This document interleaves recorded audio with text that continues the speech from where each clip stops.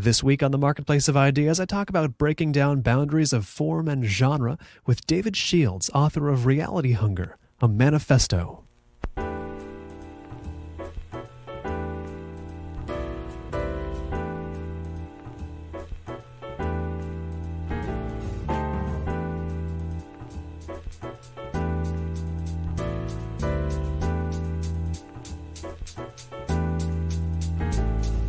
It's the Marketplace of Ideas. I'm Colin Marshall. David Shields is a professor of English at the University of Washington and the author of books on and around basketball, autobiography, celebrity, and death. His latest book is Reality Hunger, a Manifesto, and it's been stirring quite a fuss lately. David, welcome to the program. Thanks a lot, Colin. Now, in reading the book, which I really enjoyed, I try to picture what it would be like if I was reading this book in a complete vacuum, absent all of the talk that's been going on around it. And there's been a whole lot of it, as you obviously know. I mean, this is probably the 1,000th interview you've done about the book. And I think, okay, here's a book, 618 numbered sections. There's a lot of collage writing to it, a lot of remixing of writing from other sources. It advocates the spaces between genres, the spaces between forms, between truth and falsity, and all this cool stuff that I really like and I think is really important. But it would seem to me, oh, well, it's going to be a niche book. It's going to be an academic book, maybe. Maybe it's not going to get a wide readership. But now, in the real world, this book is one of the most talked about in recent memory. What do you think is going on here with this response it's getting? That's a good question. I totally agree with you that I was shocked that it was published by a commercial publisher.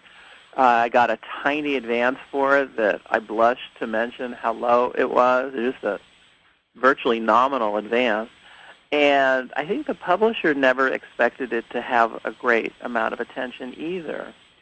And I was, of course, hoping for it. Every writer does with every book. But what happened? I'm not sure.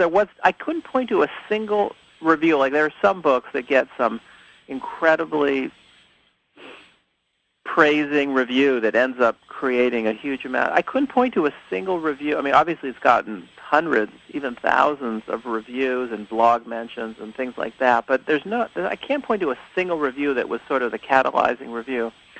I think what happened is, the only thing I would say is, I think to a certain degree the book's arguments got cartoonized as 2 points. One, the novel is dead, and two, it's okay to steal stuff.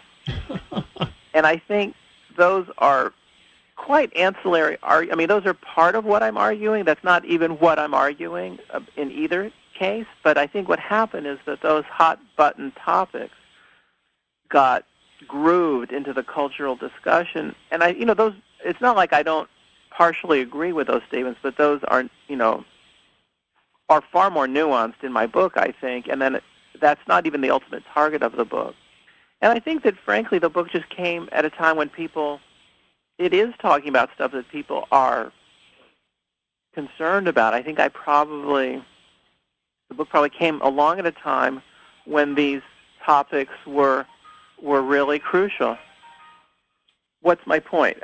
My point is that the book got cartoonized, and the book came along at a time that I think these things had to be talked about.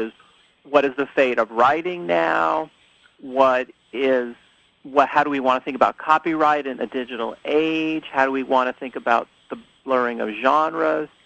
Do people still read conventional novels? And the book articulates all that. And I do think the killer app of the book was the disclaimer and the citations in the back, in which I refused to provide citations, but then with a gun to my head, I provide citations, and somehow that became, without any planning on my part, I think they became the book's killer app, I think. Oh, you mean the pages at the end where you mark down, if you can remember, who the writing that you remix and the writing that you revise and the writing you put together from other sources came from?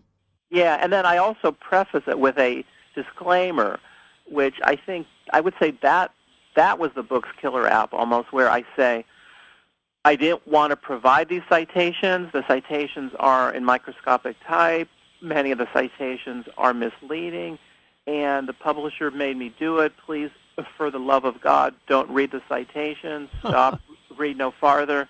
I think that somehow became a door that a lot of readers and critics and bloggers could enter, because like, oh, okay, I can talk about all these issues of copyright, which have been swirling around us for, I think the last 10 years, or the last 5 years especially, that we're very confused about appropriation and copyright in literature.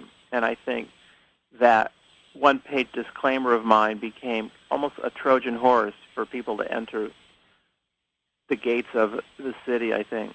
Now, the reason that's there, of course, the writing that you used from other sources, that you used for your own arguments, I like how that was done in the book, and I like the arguments you make, that you use those in service of making.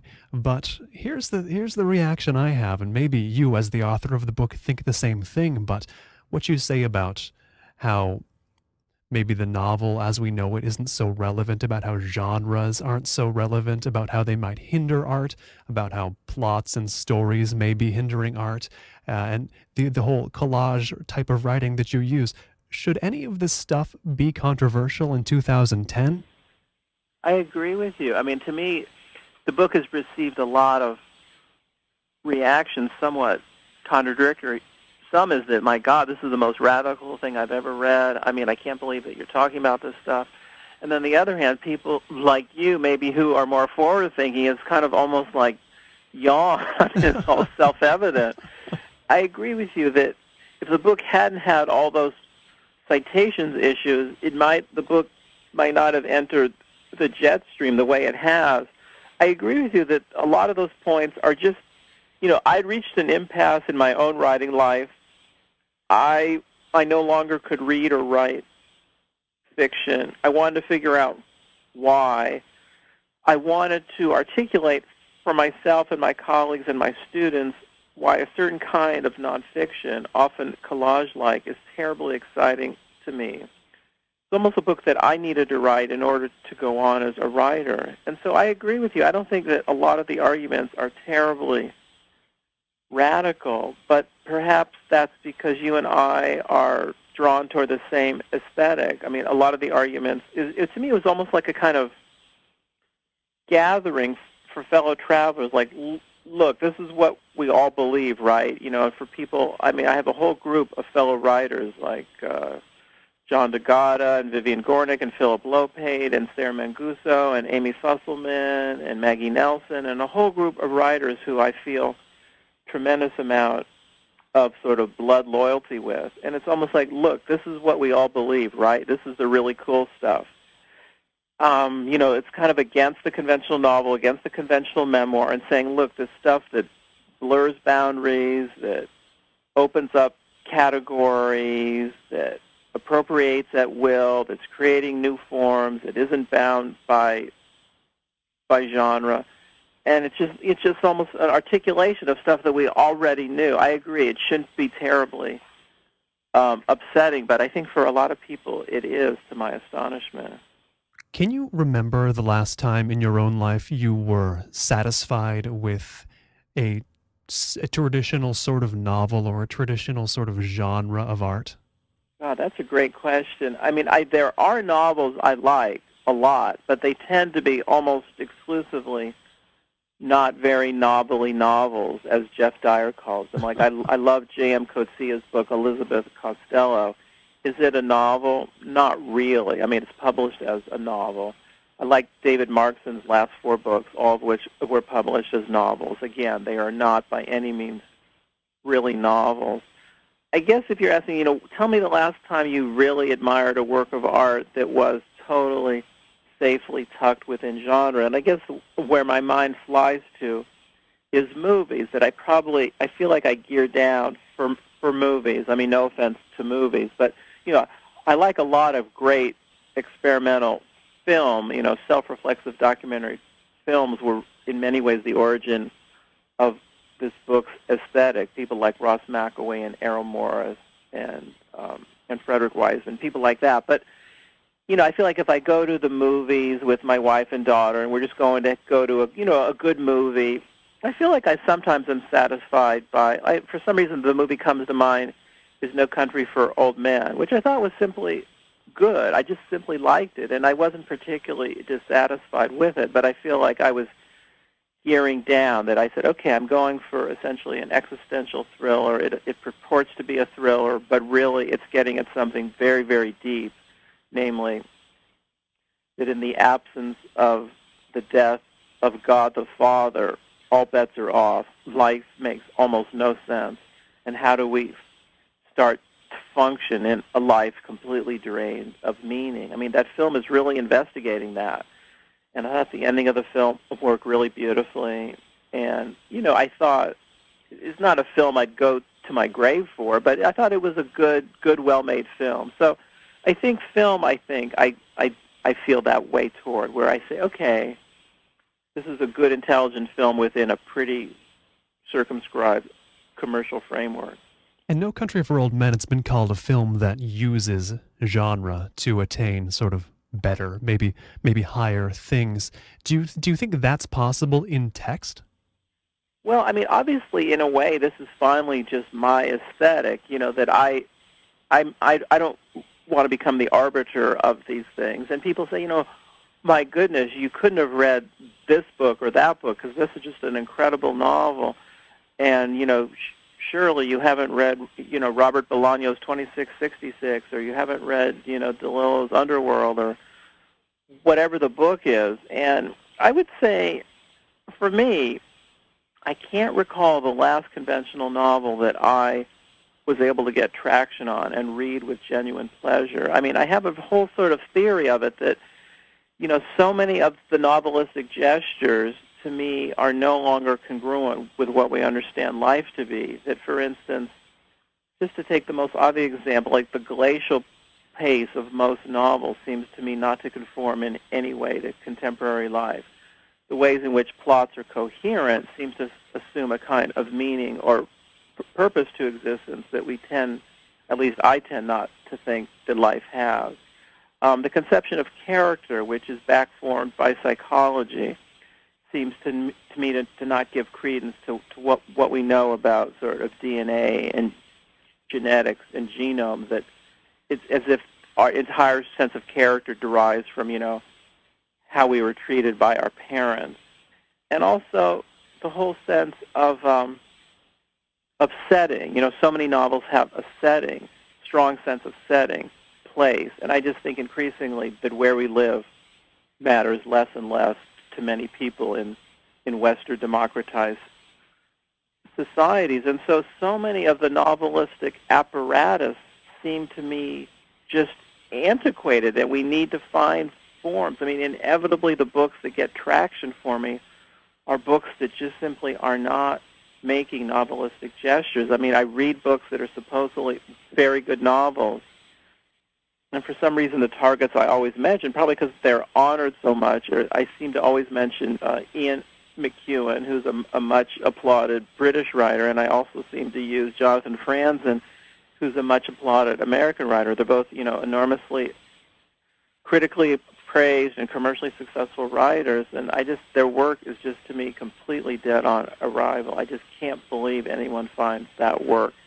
having anything to do with contemporary existence. So I don't know what to say other than the fact that I can't think of the last conventional, well-made novel that I could get traction on. I guess J.M. Coetzee's Disgrace, I really remember loving that book, but that book was also written about 20 years ago, and I definitely read it many years ago, but that's an awfully good novel. But I'm talking about books now, though. I mean, that book goes back some time. You mentioned Ian McEwan, and I heard you mention him in this context as well. I saw you speak at AWP in Denver, and more recently the LA Times Book Festival, just on the weekend. Yeah, I must not be his favorite person, but anyway. But I was going to say, I was reading a review of, I haven't read too many of McEwan's books, a few though, and I was reading a review of his newest book, Solar, which I admit I have not read, but the review had a line that I thought really it seemed to me to tap into your criticism of McEwan and others that I've read as well, more concisely than I've ever seen it put. The review, whose author and whose publication I forget, said McEwan's, some books that you read, some books are so bad they're good. They get to good by just being really awful. McEwan's books are the inverse. They're so good that they're bad. Is that something you might agree with?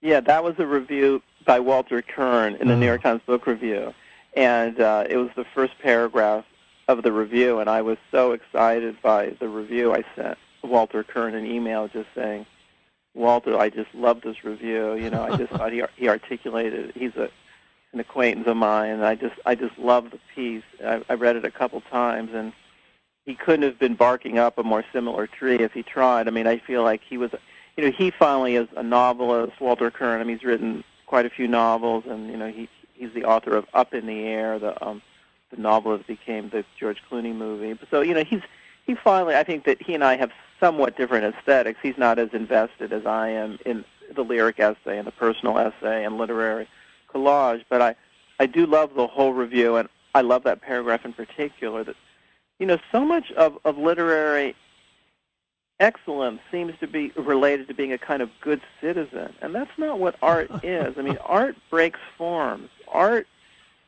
is, in a way, sort of misbehaving. You know, great art breaks from the past. It learns from the past, but it breaks from the past. I mean, when Beethoven's Fifth Symphony was first played, people went screaming into the aisles, appalled at the cacophony of these new noises. So, too, when Manet's paintings were first revealed, and so, too, Joyce's Ulysses and Picasso. And virtually every great work of art is a radical break from what we've had before. And I think so much of what happens in contemporary literary culture is that works which are essentially working off of a completely desiccated 19th century model, you know, essentially a Flaubertian model of 19th century realism, which was, you know, obviously Flaubert was a great writer, Tolstoy was a great writer, Dickens was a great writer, but those books go back hundreds and 150 years. I mean, the idea that we endlessly praise writers now for mimicking their forebears from 7 generations ago, to me, is preposterous. It would be as if you were praising a composer now who is composing the 1812 overture, or a visual artist who is painting in a straightforward way a realistic portrait of, you know, George Bush or something. It's like, it's just not what art does. And so art, to me, like science, moves forward.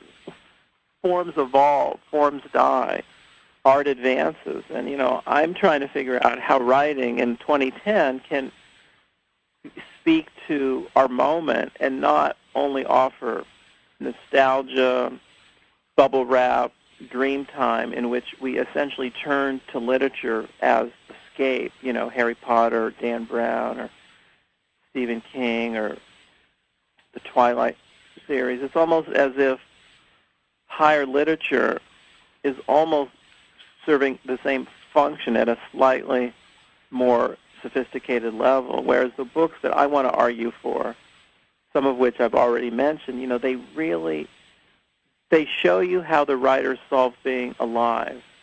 Samuel Johnson says, a book should either allow you to escape existence or teach you how to endure existence.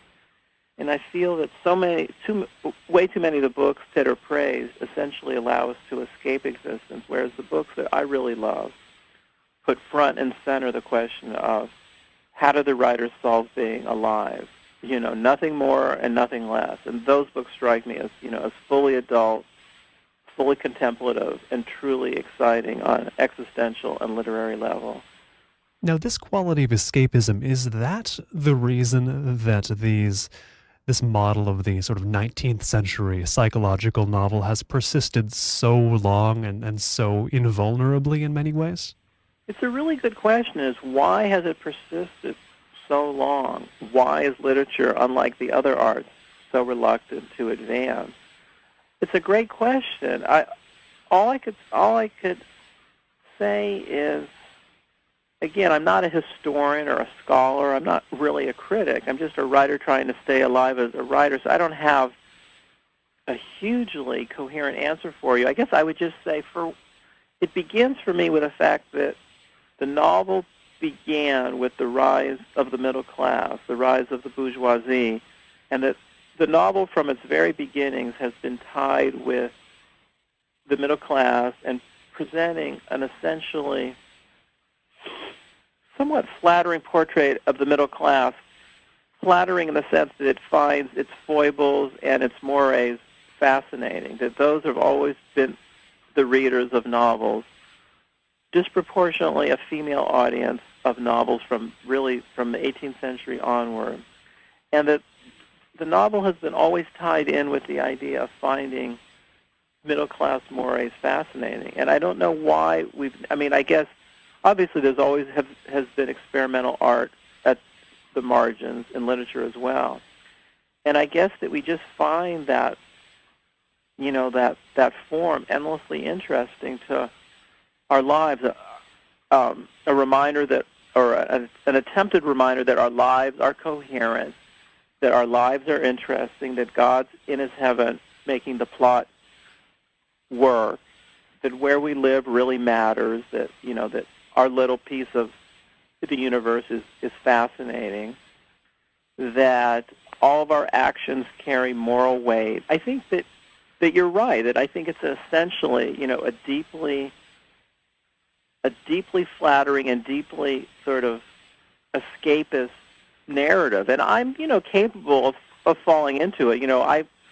I'll watch an episode of TV show. I became a fan of Mad Men for a while, and I like, a good, well-told movie.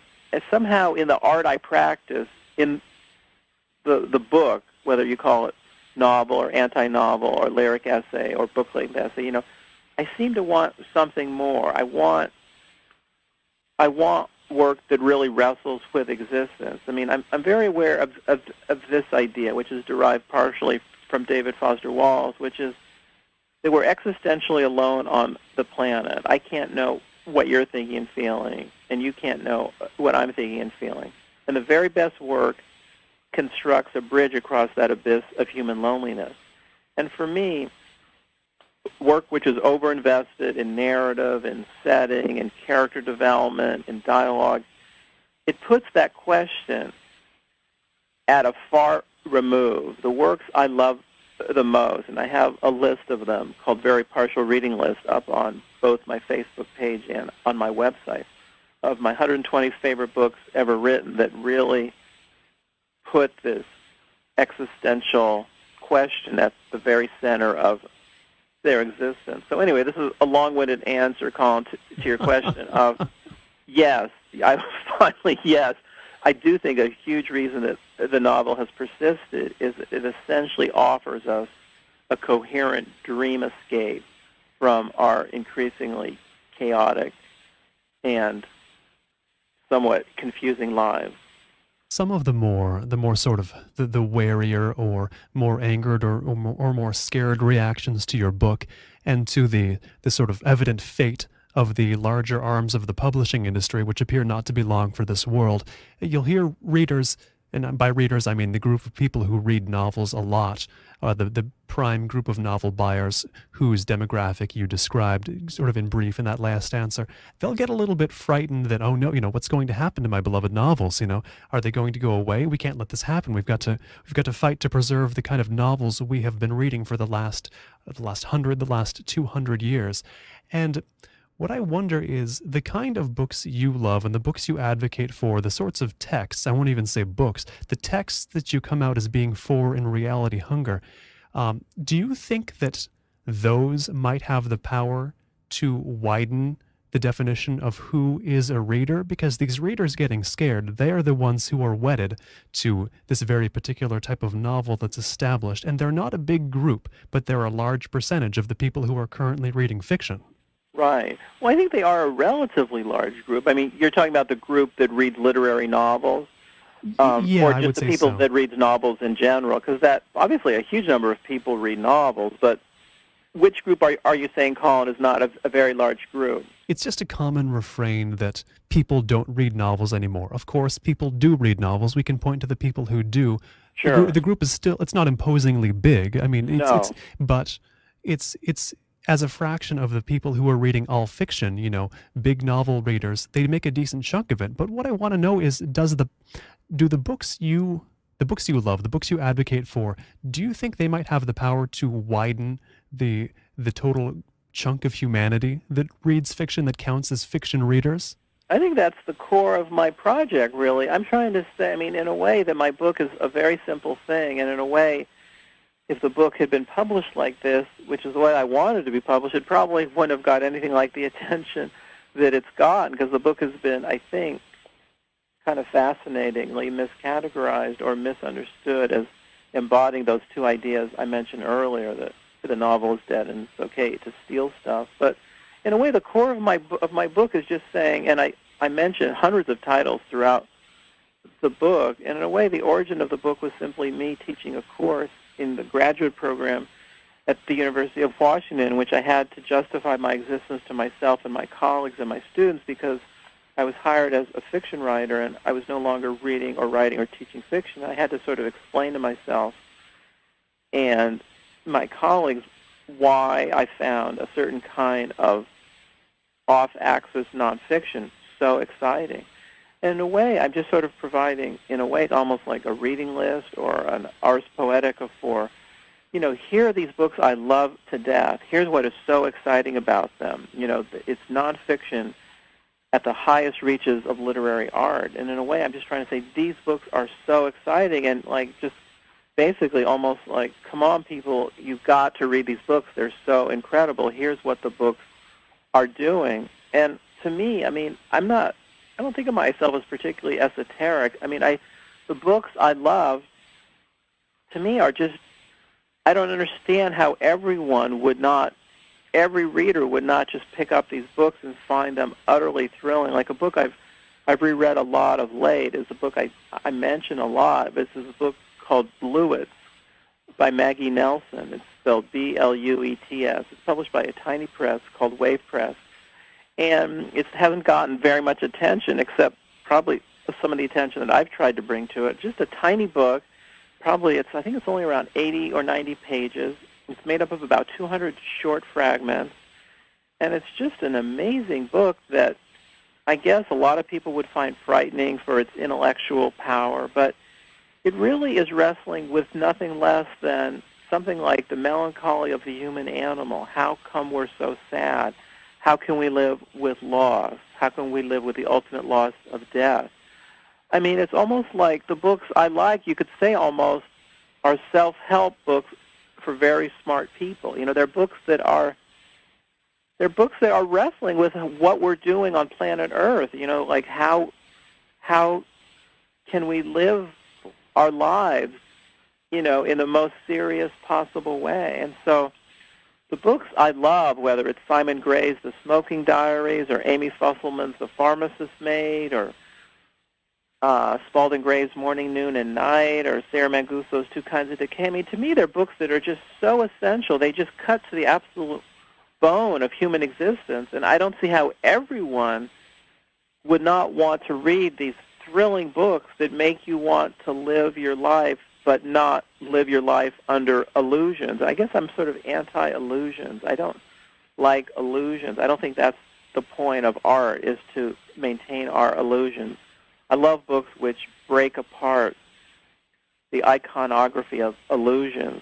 And so I'm not sure that the books I love will redefine what we love as novels, because not too many of the books I love are published as novels, although a few of them are. The books I love tend to be published as usually like quasi-nonfiction, but they're by no means nonfiction as journalism or nonfiction as scholarship or nonfiction as memoir. They're sort of nonfiction as existential investigation. And I just find those books absolutely thrilling. Those are the books I try to write. Those are the books I read. Those are the books I teach. And I want to say, in a way, the whole book is doing nothing but trying to call attention to the excitement of this kind of art. Now here comes a pretty big simplification on my part, and maybe a cartoonification as well, but I want to see how accurate you think it is. Could we break artworks, and I mean irrespective of form, books, films, anything, could we break artworks into two categories: those that distract us from life, those that turn us away from life, and those that focus us on it, those that turn us toward life? I think that's not bad. I think that I quoted that Samuel Johnson line earlier, which in a way goes pretty close to what you were saying, Colin, that, the Samuel Johnson line, again, was a book should either allow us to escape existence or teach how to endure it. I mean, that's a pretty close approximation of what you said, I think, unless I'm mishearing you or I'm misreading the Samuel Johnson. That sounds similar to me, yes. I'm glad I have a forebear as illustrious as that in what I said, though. I mean, I think that's pretty good. And I think, you can see how people would push back against what I'm saying or what you're saying or what Samuel Johnson's saying, which is basically that I'm seeming to ask for something that's too naked or too raw, too unfiltered, that their whole point is, why couldn't a story told well explore something very deep about life through implication? And I guess, of course, for many readers it can and does. I'm just trying to argue a minority opinion that for me, given how simulated and artificial and mediated our culture is, I find for myself and many of my fellow travelers that more mediation, more dream world, more bubble wrap, it just doesn't get me anywhere. I mean, Kafka said a book should be the axe to break the frozen sea within us. And for me, the books that do that have the thinnest possible membrane between writer and reader.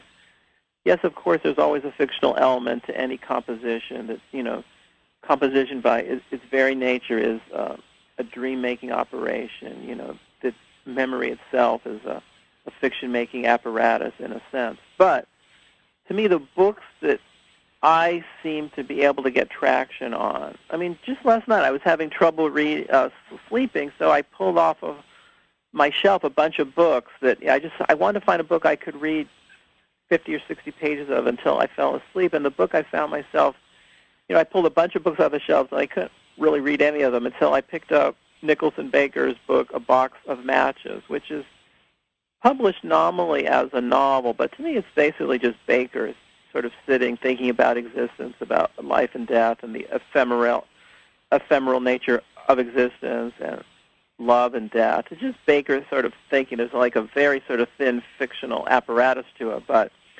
it's essentially just Nick Baker thinking about life, and I found it, sort of thrilling. I read only about 30, it's a book I've read many times, so I read 30 or 40 pages and I'm falling asleep, but I just felt like, yeah, this I can read, because it's, yes, it's published as a novel, but there's virtually no plot, virtually no characters, virtually no setting. It's just Nick Baker thinking aloud, and I just find that so much more thrilling. I mean, it goes back to that Wallace idea that, we're existentially alone on the planet. I can't know what you're thinking and feeling. You can't know what I'm thinking and feeling. The best work is a bridge constructed across the abyss of human loneliness. To me, the best work puts that front and center. It actually puts that bridge at the absolute core of the work. And, of course, occasionally that's in a book published as a novel, say Proust In Search of Lost Time, or Lawrence Stern's Tristram Shandy, or Moby Dick, or J.M. Coetzee's Elizabeth Costello, or W.G. Sebald's The Immigrants, or David Markson's This Is Not a Novel, or Barry Hannah's Boomerang. I mean, there are plenty of books that are published as novels that do that. I'm just saying that for me, the books that I find genuinely thrilling are actually trying to show me what it's like to think inside of your brain. And if that is the core project, I find that assuages my human loneliness in a way that sheer storytelling doesn't. And those are the books I want to affirm. If you've just tuned in, this is the Marketplace of Ideas. I'm Colin Marshall. You can find our complete interview archive at colinmarshallradio.com, hear this one again, or any other from the show's past. My guest is David Shields, professor of English at the University of Washington and author of Reality Hunger, a manifesto, as well as other books, fiction, nonfiction hybrids on death, autobiography, sports, and more. If you have any positive, negative, neutral, or otherwise kind of feedback, send that along to Colin at colinmarshallradio.com. Now, back to the conversation. I believe David Foster Wallace had a line that the best writing just peels back the skull of the writer and exposes it in a way that is connectable to the reader, or something on that order. I think that rings very true. I think that's either something he said in the interview from which I'm quoting, or it might be in this brand new book by David Lipsky about David Foster Wallace. It's kind of a fascinating book where Lipsky traveled with Wallace in '96 when Wallace's Infinite Jest came out. It was ostensibly going to be a profile in Rolling Stone. The piece never ran, and now, just the last month or so, this book came out called something like "In the End, You Come Back to Yourself," or something like that. I forget. Although of course you end up becoming yourself. He's going to be coming on the show too about that. Oh, book. is he? Lipsky, obviously not Wallace, Indeed, who committed Lipsky. suicide a year and a half ago. But I think it's a fascinating book, actually. I think Wallace articulates his aesthetic in that awfully well, and I'm pretty sure that peeling back comes from that Lipsky book, I think. I want to ask something more about Wallace because he's an important example here, along with Nicholson Baker, who I'm going to return to. But Wallace, you bring him up as an example in the book, and of course in the interviews you've given before this, and some of the live talks as well. And you mention, correct me if I'm wrong, but a lot of the time you mention specifically, and in the book I know you take care to mention specifically his journalism is a bad word, his essays, his ostensible nonfiction, the piece about his time on the cruise ship, for example. Right. You bring up his pieces, his career is divided into two parts by his fans, his fiction and his nonfiction. You bring up that you like his nonfiction. Does that mean, is that an example of you're highlighting something, or are you actually saying that the fiction he writes doesn't speak to you? More the I mean, I love the essays to death. I mean, I've read his two books of essays over and over and over again. Especially since Wallace's death a year and a half ago. I just, just as a way to bring him back to life for me, I constantly am rereading the essays. Me too. I just almost with tears in my eyes, like I'm just so sad that he's no longer with us, and I just want that voice in my ears some more. So I just endlessly reread the essays as a kind of homage to his wonderful voice. And those two books, Consider the Lobster and A Supposedly Fun Thing I'll Never Do Again, those two books of essays, I just think are far, far, far, far and away Wallace's best work. To me, they dwarf Wallace's fiction. I mean, I like a couple stories that he wrote, but I must admit that Wallace's fiction does precious little for me. He was a brilliant guy, a terrifically good writer, but I find his fiction, especially Infinite Jest, I think that book is much, much, much more highly praised than actually read. I mean, it's terribly revealing in the Lipsky book that he's ostensibly there, Lipsky is, because of this supposedly great book, Infinite Jest, but Lipsky almost never talks about Infinite Jest. That's not what Lipsky talks about. He endlessly talks about the essays. And the things that people love about Wallace, does anyone say, oh, well, how about this incredible moment in Infinite Jest? No, it's always shipping out, or Supposedly Fun Thing I'll Never Do Again, or the Illinois State Fair essay, or the incredible essay on John McCain, this incredible piece, or Consider the Lobster, that essay. I mean, basically, though, that is Wallace at his best, and I can go on and on about why I think that Wallace in the essays is better. To me, the fiction, in that quote I gave you earlier from Wallace, in which he says, that we're alone and the best writing constructs a bridge across human loneliness, then Wallace goes on in that interview to say, oh, and by the way, in fiction there's all this contrivance of character and persona and plot, but don't worry, we can get past those contrivances. And I want to say, au contraire. I mean, I want to say, in a huge amount of work, including Wallace's own work, I find the game is not worth a candle, that all the contrivance just takes me away from the writer's actual project. I like work in which the writer's actual project is totally synonymous with what's on the page, rather than hoping that what the writer wants to get to somehow leaks through the cracks of narrative, which is the way I find it happens in Wallace's work in fiction, whereas the essays, for instance, I think in his essay, A Supposedly Fun Thing I'll Never Do Again, he accomplishes absolutely everything in that 40-page essay that he wants to accomplish in Infinite Jest. To me, it's all about investigation of theme, pursuit of meaning. And to me, that essay about taking a ship cruise gets to absolutely every theme that Infinite Jest takes 1,000 pages to get to. So I'll definitely take Wallace's essayistic work over the novelistic work, quite easily. Now, getting to the same theme, it's interesting to me because I do agree with you on most levels there as far as the essays being what I come back to. I mean, you can see it in my actions as well. I do the same thing. I reread the essays all the time, and I only rarely go back to the fiction. But, right. I mean, you mentioned Infinite Jest. It's his best-known novel.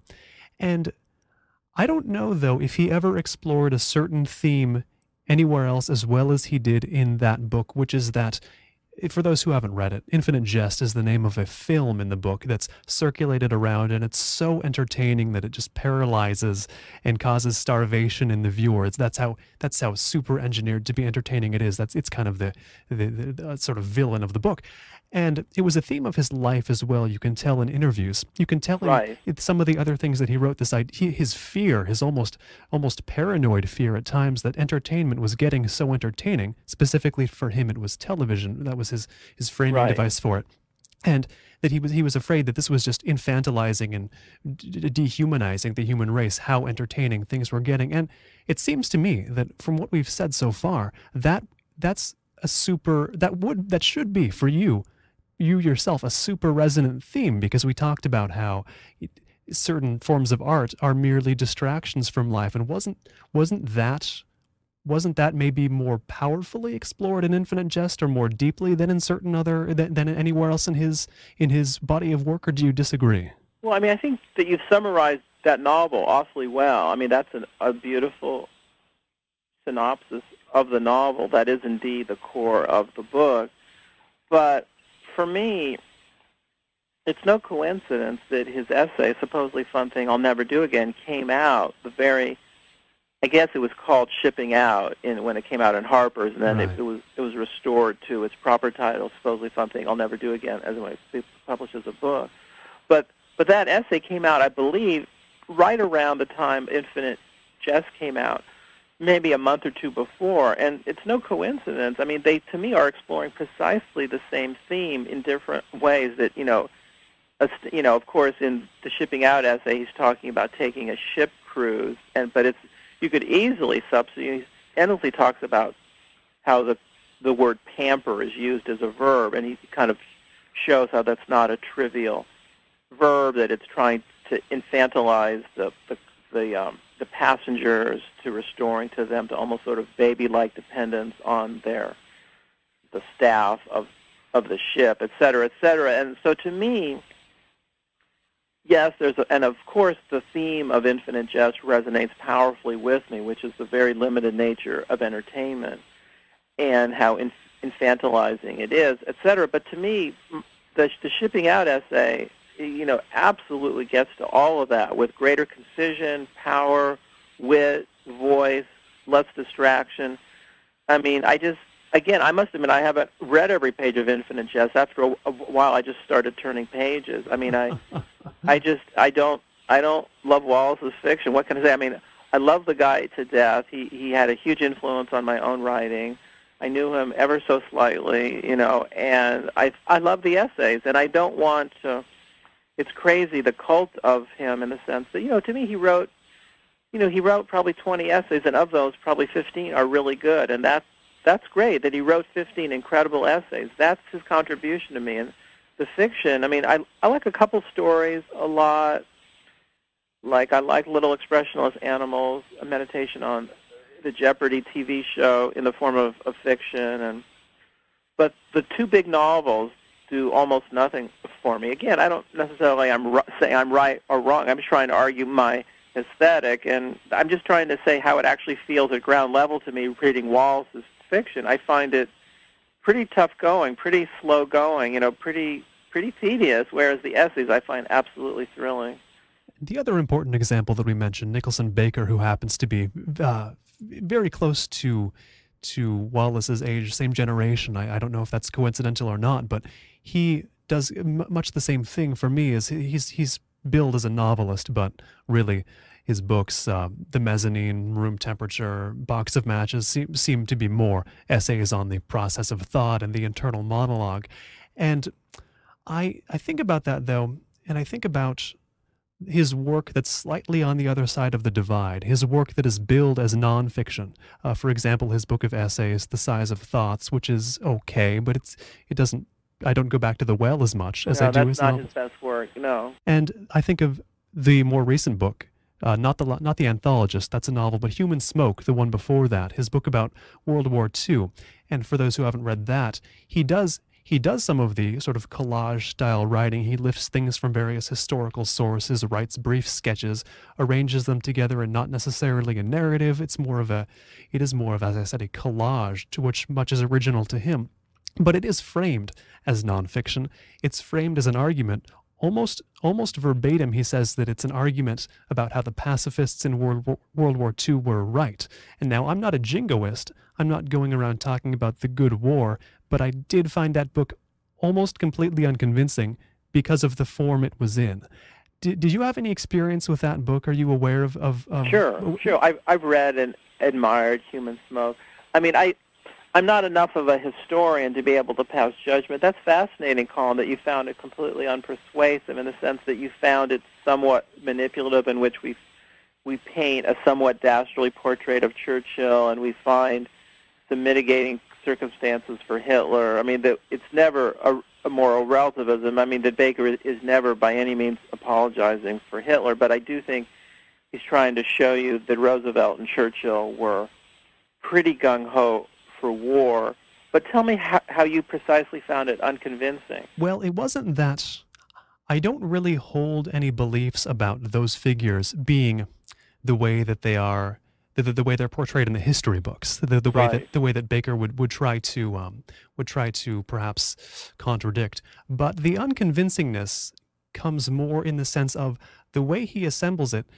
And this is very much an issue of form. I'm not totally sure I could be convinced by any argument made the way he makes that argument, because it feels as if he doesn't step out forward enough to posit something worth being convinced by, or for that matter, worth arguing against. I don't argue against that book because I don't see how that's possible. But by the same token, I don't see how it's possible to argue for it in a way. It's almost, I almost admire that, because you can't approach it as anything else but itself. It's not something you can necessarily tangle with. Or do you have a different opinion?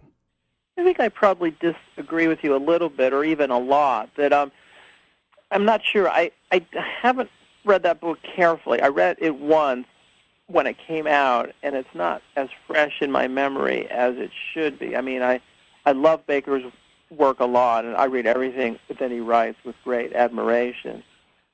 And it's not my favorite book of Baker's by any means. And I guess for me, what you're saying is something like, I don't know if you're saying this, but you're saying something like, because it is this collage work and because all of the quotes in the book are decontextualized, I mean, virtually the whole book is taken from other sources, that he's not manifestly generating an argument. But to me, he is generating an argument in a sense that he's tried to rearrange the passages and juxtapose them and thematize them in such a way that he's making an absolute, almost a didactic argument in which he's saying, basically, Baker's, I believe he's a Quaker, or at least he's a pacifist, and the way that Baker's talked about that book is that he said, I wanted to give myself the toughest possible case to argue for pacifism, that in Baker's view, no war is ever justifiable.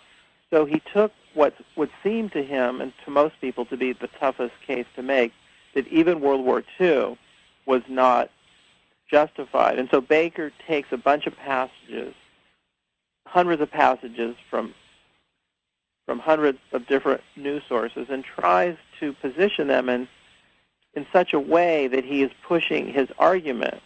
And I think you could either agree with it or disagree with it, and a lot of people disagree with it. It got some horrific reviews from some pretty predictable places. But I guess I don't see why. I mean, I could think of, Sven Lindqvist's book, A History of Bombing, that does something similar. I can think of Eduardo Galeano's A Book of Embraces, which does something not entirely dissimilar. I can think of many works of literary collage which, through their I would think of even Reality Hunger or Manifesto being a kind of argument assembled by collage. I guess I'm not following why for you, just because it's collage-like, the reader can't either agree or disagree with it. I mean, there's clearly an argument being made in, say, Reality Hunger or A History of Bombing or Human Smoke or A Book of Embraces. I'm not quite following, or perhaps we're simply disagreeing, Colin, but I'm not seeing how for you one can't quarrel with the book. So with Human Smoke, my issue was maybe more personally. I just couldn't find a foothold. I couldn't find a way to agree or to disagree with it, though I was kind of ready to do either. I just couldn't find a platform from which to do that. But the more I think about it, the more it reveals an interesting issue, which has to do with your book, Reality Hunger, as well. You mentioned that it was subject to a certain amount of cartoonification, a certain amount of caricature of its arguments. And a lot of people, I guess, are hearing about it first as an argument that it's okay to steal, for example, or the novel is dead. And they come in and they think, well, this didn't convince me that it was okay to steal or that it wasn't. This didn't convince me the novel was dead or that it wasn't. Do you think I might have the same problem with Human Smoke, that I came at it thinking here's a strong argument that World War II was wrong, and I just couldn't get in because it's so different in form?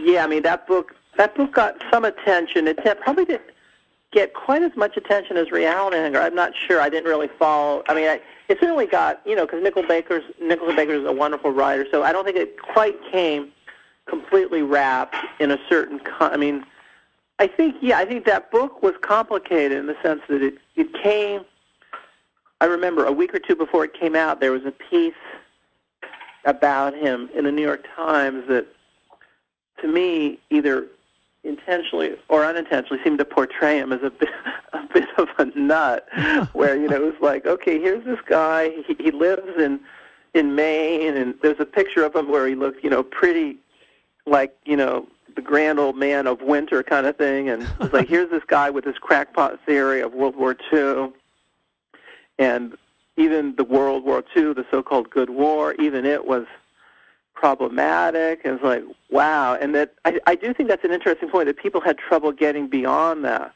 whereas I think that his argument is somewhat more nuanced than that, although he finally is arguing that point. I mean, it's not called Human Smoke the book is called Human Smoke for a reason, that all deaths are human smoke. So, yeah, I mean, it's interesting that I guess for me, I'm such a lover of collage. I so respond to pointillism, to modularity, that I guess I never have problems getting into the argument. To me, Reality Hunger clearly unveils an argument. Human Smoke clearly unveils an argument. And you can definitely argue with or agree with both books. I think the point that perhaps is most relevant, that in both cases, because of the very nature of journalism, I guess, is that the books end up, for better or worse, they end up finding a hook or two. And that's how the books get talked about, which is, if a book doesn't have a hook, doesn't even get talked about in any case. So one can't be a hypocrite about this. I mean, I'm glad that my book got talked about, and I'm glad that Nichols and Baker's book got talked about. But what happens, the very nature of journalistic discourse, you have 1,000 words to talk about the book, and half of it's a summary, and you end up cartoonizing the positions badly. So, yeah, I think that both books maybe came somewhat it's sort of an irony, because so much of my book is an argument against precisely this kind of categorization. And so the book got categorized, but I think that's how the book became, I hope, if the book is a literary and commercial success. I mean, at the very least, it's a success in the sense that, my goodness, it's been talked about at such great length that I never expected that. I guess the point is, one can't complain if the book is somewhat cartoonized, because if it hadn't been cartoonized, it would never have been talked about in the first place, which is complicated and brings us back to Wallace in a strange way. But anyway, I think that Baker and my book both got grooved to a certain degree, and that sometimes readers have trouble getting beyond that. But that's where time has an effect. I hope that my book is read and discussed and taught, 5, 10, 20 years from now, and I think that's where you hope that a work does its real work, where the arguments of the book get played out more carefully over time. The name of the book, once again, is Reality Hunger, a Manifesto. David Shields, thanks so much for taking the time to come on the program. Thanks a lot, Colin. I really enjoyed talking with you quite a lot.